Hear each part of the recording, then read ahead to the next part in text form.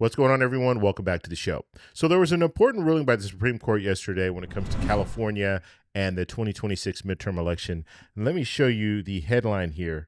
And this is NPR, and it says the Supreme Court lets California use its new Democratic-friendly congressional map. We're going to take a look at the congressional map in California, and I'm going to show you why this is important.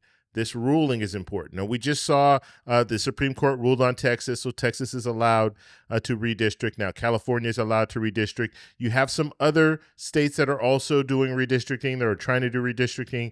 So we're going to see a little bit of movement when it comes to that. But the two biggest states, Texas and California, are now allowed to redistrict. And so as a result of that, we could see a shift in the Republicans' direction or the Democrats' direction. We don't know exactly how it's going to play out. California, we kind of know how it's going to play out because of the way the map is drawn. But when it comes to Texas, it might be a little more difficult because when the Republicans redrew Texas, they were relying on the Hispanic vote. Now, the Hispanic vote might have shifted. The latest polling is showing that we do see a shift when it comes to Hispanic voters. So if the Hispanic voters have shifted from Republicans to Democrats, that's going to impact how many seats the Republicans can gain in Texas. So we're going to talk about all that in this video, but first off, you guys can do me a favor. Please like the video, subscribe to the channel, and share this with your family and friends. Now, before we get started, I do have an announcement to make. I have started a Substack. So my Substack, what I'm going to do is I think I'm going to do some more videos, behind-the-scene videos, so you guys can see that. We'll do some late-breaking news, that kind of stuff, but it's going to be more in a informal format. And so on YouTube, I'm going to have the longer-form videos, but on Substack, I'm going to have the shorter videos that are just going to give you quick little updates. And I'll also be posting all of the information, all the graphics that I show you guys. I'm going to be posting it there. So the +1 model, all that stuff will be posted over on Substack. And so if you'd like to support my work, please go over there and check me out. Okay, so let's go ahead. I want to take a look at California first. So we're going to go ahead and we'll take a look at this map here. Now, I created this a little while ago, and I did show it in a previous video, but I just want to go over it really quickly.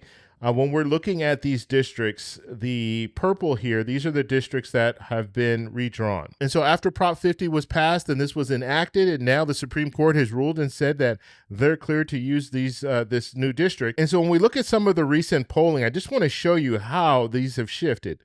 Okay, so LaMoffa did pass away, so they're going to have a special election in California. But back then, Republicans, when LaMoffa did win, it was Republican plus 26. Now it's Democrat plus 11. So you see that flip there. When it comes to Keeley, we had Republican plus 9. Now it's Democrat plus 6. And we look down here, Valadao, this was a Democrat plus 2. Now it's a Democrat plus 7. Calvert, it was a Republican plus 7. Now it's a Democrat plus 16. And then Darrell Issa, his seat was a Republican 20. Now it's a Democrat 0.1. So it's pretty much a toss-up at this point. And so Democrats have a really good chance of picking up 5 seats in California, all 5 seats. And like I said, the reason why California put out Prop 50 and the reason why they redistrict, it was because of Texas. So Texas got this all started because President Trump said, you know what, why don't we do some redistricting, some mid-cycle redistricting? And so that's what they did. And so now that they've drawn new lines in Texas, California said, okay, well, we'll redraw 5 seats. But when we move back over to Texas, I don't think they're going to be able to get 5 seats. They might be able to get 3 if they're lucky. I think 2 of those seats out of the 5, I think 2 of those seats are still going to go to a Democrat. And we just saw that state Senate race that was last Saturday, and you saw that flip. And so that flip for a Democrat, that was a district that Trump won by plus 17.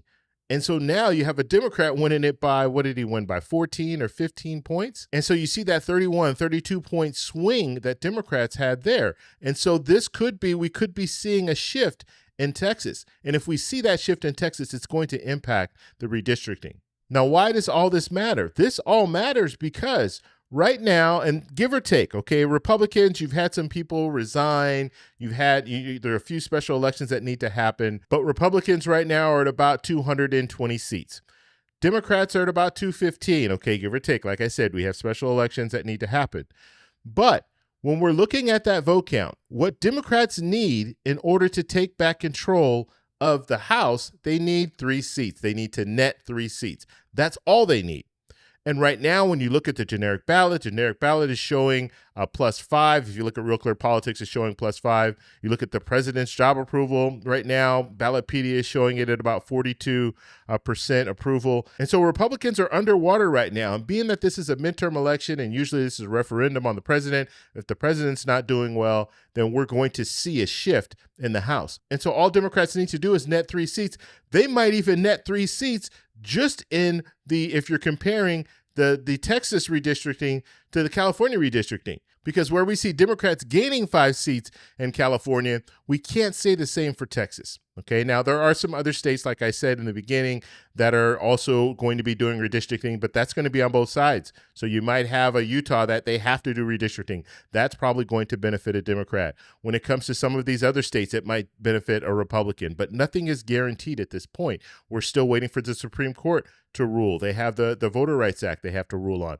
And so there's some things that are up in the air right now that we don't know exactly how that's going to play out. But right now, the Democrats have to be happy at the fact that the Supreme Court ruled on this California issue, and they said, look, this is not an issue anymore. They've cleared the way for the redistricting in California.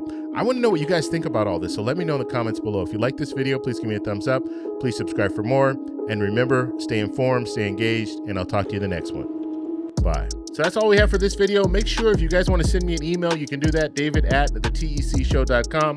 Like the video, subscribe for more, and check out these videos over here for some more great content. Talk to you later. Bye.